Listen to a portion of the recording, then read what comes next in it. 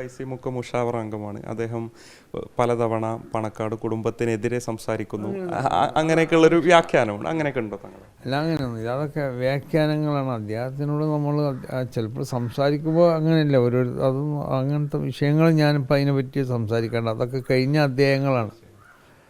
അദ്ദേഹം അവരോടുള്ള സ്നേഹവും ബഹുമാനമൊക്കെ രേഖപ്പെടുത്തി പറഞ്ഞില്ലേ.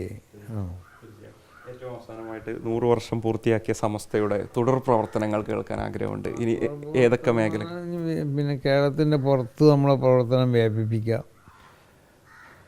മത സ്ഥാപനങ്ങളും മറ്റുള്ള കാര്യങ്ങളും ഒക്കെ, 2 വിദ്യാഭ്യാസം കൂടി സമന്വയിപ്പിച്ചുകൊണ്ടുള്ള വിദ്യാഭ്യാസ സ്ഥാപനങ്ങൾ, പിന്നെ മാനുഷികമാവുന്ന ധാർമ്മിക മൂല്യങ്ങൾ ഇവിടെ നടപ്പിൽ വരുത്താൻ വേണ്ടി ആവശ്യമാവുന്ന പ്രവർത്തനങ്ങൾ, പിന്നെ ചാരിറ്റി പ്രവർത്തനങ്ങൾ, ആരോഗ്യപരമായ പ്രവർത്തനങ്ങൾ, സാംസ്കാരികമായി മനുഷ്യൻ, ഇതൊക്കെ സമസ്ത കേരള ജമിയത്തുൽ ഉലമയുടെ ഒരു 15 പുതിയ ഈ 5 വർഷത്തിൽ നടപ്പാക്കേണ്ട പദ്ധതികളുണ്ട്.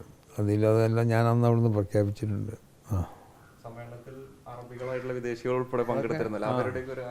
അവരൊക്കെ നമ്മളെ സുഹൃത്തുക്കളാണ്, അതിലധികം ആളുകളും. മനസ്സിലായില്ലേ? പിന്നെ അല്ലാത്ത ചില ആളുകളുണ്ട്.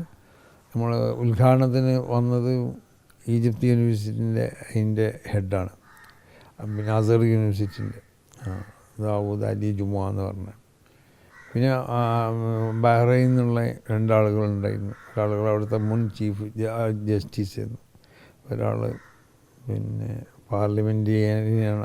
അതുകൊണ്ടാണ് ഇന്ത്യയും ബഹ്റൈനും തമ്മിലുള്ള ബന്ധം വളരെ സുശക്തമാണെന്നും അതിനെ സംബന്ധിച്ച് പല കരാറുകളെ പറ്റിയൊക്കെ മൂപ്പര് വളരെ ഘോരമായി പ്രസംഗിച്ചല്ലോ.